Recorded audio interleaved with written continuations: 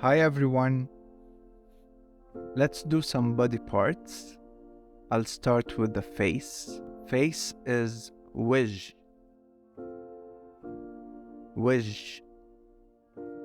Mouth is تم or tum. Eyes are عيون.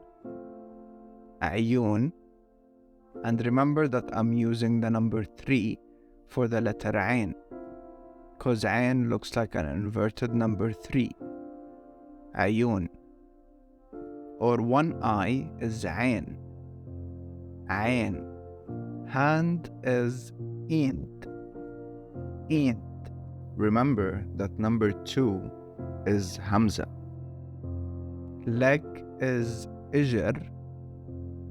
EJIR. Finger is أصبع or إصبع. Plural is أصابع. أصابع. And the cutest part, cheeks. خدود. خدود. Or خد as singular. خد. شكراً.